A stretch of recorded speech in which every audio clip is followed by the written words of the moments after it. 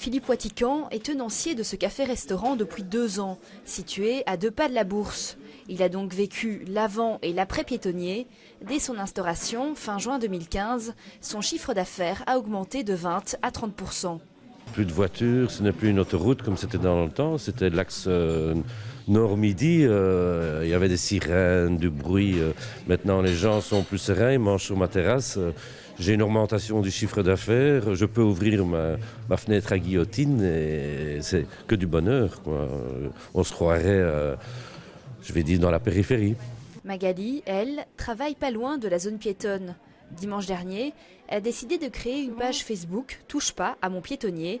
En quelques jours, la page a rassemblé 4000 personnes. Le piétonnier était vraiment fort critiqué et qu'il n'y avait pas vraiment un équilibre objectif.